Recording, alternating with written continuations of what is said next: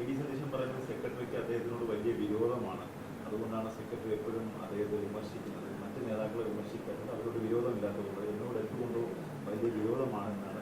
എനിക്കൊരു വിരോധമില്ല.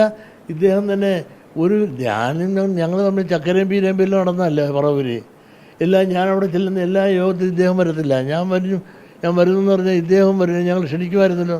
പക്ഷെ കുറച്ച് കഴിഞ്ഞപ്പോൾ താൻ ആരാണ്ടാണെന്നൊരു തോന്നൽ അങ്ങോട്ട് കയറി. പുള്ളി പ്രതിപക്ഷ നേതാവായൊക്കെ പുള്ളിയാണ് തവള വീർത്ത പോലെ അങ്ങോട്ട് വീർത്ത് ഇത് മാക്കെന്നും പറഞ്ഞ് പിന്നെ പറയാൻ തുടങ്ങി. പിന്നെ ആരോടും ഒരു പ്രതിപക്ഷ ബഹുമാനമില്ലാതായി. എന്തും പറയാന്നേ ഒന്നുമില്ല. ഞാനതെല്ലാം മറന്നില്ല. കഴിഞ്ഞ കുറച്ച് നാളുകൾക്ക് മുമ്പ് ഒരു തിരുവനന്തപുരത്ത് ഒരു കല്യാണത്തിന് വെച്ച് എന്നെ കണ്ടു. ഞാൻ വീട്ടിലേക്കൊന്ന് വരണം, അപ്പോൾ എനിക്കൊരു വിഷയം. ഞാൻ പറഞ്ഞു നിങ്ങളോട് എനിക്ക് വലിയ വിഷയമുണ്ടോ, കോൺഗ്രസിനോട് എനിക്ക് വലിയ വിഷയമുണ്ട്. പ്രശ്നാധിഷ്ഠിതമായി ഞാൻ വല്ലതും പറയും എന്നുള്ളതല്ലാതെ എനിക്ക് വിരോധമില്ല. ഞാനൊന്നും വീട്ടിലേക്ക് വരണം. ഞാൻ വന്നോന്ന് പറഞ്ഞു. അല്ല 2 ദിവസം കഴിഞ്ഞപ്പോൾ എനിക്കിട്ട് പണി. ഇത് എങ്ങനെയാണെന്ന് ലീഗിൻ്റെ നാക്കല്ലേ, ലീഗിൻ്റെ നാക്കായിട്ടല്ലേ പ്രതിപക്ഷ നേതാവ് നിൽക്കണത്. എന്തിനാ കാരണം? അതൊക്കെ നാടകം. കാരണം ലീഗിൻ്റെ നാക്കായി നിൽക്കുന്നൊരു കാര്യം കോൺഗ്രസിനകത്ത് ഒരു സപ്പോർട്ടുമില്ല. കോൺഗ്രസ്സുകാർക്കെല്ലാം അവജ്ഞയാണ്. സതീശൻ ഒറ്റയ്ക്കാണ്, പക്ഷേ ലീഗിൻ്റെ സപ്പോർട്ടുണ്ട്. ലീഗ് പറഞ്ഞ പോലെ ചാടി കളിക്കട കുഞ്ഞിരാമ എന്ന് പറഞ്ഞതല്ലേ ഇവിടുത്തെ കോൺഗ്രസ്സുകാർ.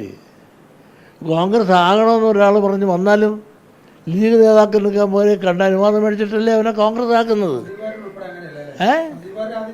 അതെ, സന്ദീപാർ ഇത്ര ഗതികേട് കോൺഗ്രസ്സിന് കേരളത്തിൽ വന്നു പോയില്ലേ.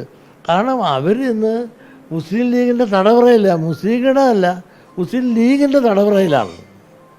അതുകൊണ്ടാണ് എനിക്ക് വിഷമം. എന്ത് സംഭവിക്കാനാണ്? എന്തോ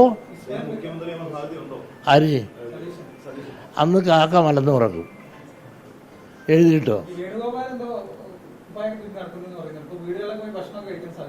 വേണുഗോപാല അത് സ്വാഭാവികമായിട്ടും രാഷ്ട്രീയമല്ലേ. വേണുഗോപാൽ ബുദ്ധിയുള്ളവനാണ്, കഴിവുള്ളവനാണ്.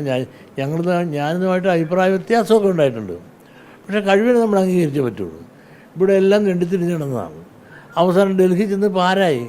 കേരളത്തിലെ ഇന്ത്യയിലെ ഏറ്റവും ഒരു രാഷ്ട്രീയ കക്ഷിയായ ഇന്ത്യൻ നാഷണൽ കോൺഗ്രസിനെ നിയന്ത്രിക്കുന്ന ഒരാളായി മാറാൻ സാധിച്ചുവെങ്കിൽ, അത് കേരളക്കരയിലൊരു മലയാളി സാധിച്ചുവെങ്കിൽ അത് വലിയ കഴിവ് തന്നെയാണ്.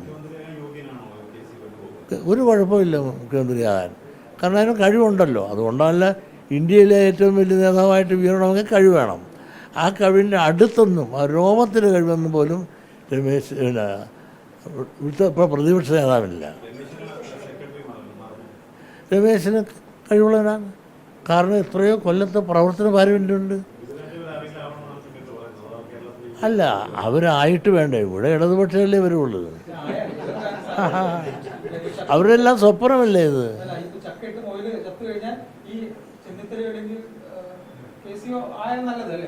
അല്ല, അവർ രണ്ടുപേരും ആകുന്നതിനകത്ത് ഒരു കുഴപ്പമില്ല. കാരണം ഈ പറയുന്ന പ്രതിപക്ഷ നേതാവിനേക്കാൾ എത്രയോ ഡിപ്ലോമാറ്റിക്കായിട്ട് ആളുകളെ കൊണ്ടുപോകാൻ കഴിവുള്ളവരാണ് അവർ രണ്ടുപേരും. പക്ഷേ ഇവിടെ അവർക്ക് ഭൂരിപക്ഷം കിട്ടണ്ടേ. ചങ്ങാതി കോൺഗ്രസിന് എവിടെയും കിട്ടണ ഭൂരിപക്ഷം നിങ്ങൾ കണക്ക് പറ. ഇവിടെ BJP വളർന്നുകൂടാ. ഈ BJP വളർന്നപ്പോൾ കോട്ട് പോയത് ആരുടേതാണ്? ലീഗിൻ്റെ വോട്ടല്ലേ പോയത്, കോൺഗ്രസിൻ്റെ വോട്ടാണ് പോകുന്നത്. ലീഗ് ഇവിടെ BJP ഇവിടെ സീറ്റ് നേടുകയെന്ന് നിങ്ങൾ വിചാരിക്കുന്നുണ്ടോ? അവരിത്തോളം ജയിക്കും ചിലയിടത്തെല്ലാം. ആ ജയിക്കുമ്പോൾ ആ ജയത്തിൻ്റെ വോട്ടിൻ്റെ പെർസെൻറ്റേജ് നോക്കൂ. BJPക്ക് കേരളത്തിൽ കഴിഞ്ഞ പ്രാവശ്യത്തേക്കാൾ വോട്ടിംഗ് പെർസെൻറ്റേജ് കൂടുമ്പോൾ അതിൻ്റെ പ്രയോജനം കിട്ടുന്നത് ആർക്കാണ്? LDFനാണ്. അതെ, കോൺഗ്രസിൻ്റെ വോട്ടല്ല, വേറെ ആരുടെ വോട്ടാണ് പിടിക്കുന്നത്? ഇടതുപക്ഷത്തിൻ്റെ വോട്ട് അപ്പോഴും സ്ട്രോങ് ആയിട്ട് അവിടെ ഉണ്ടാകും, കുറച്ചോട്ട് പോകുമായിരിക്കും.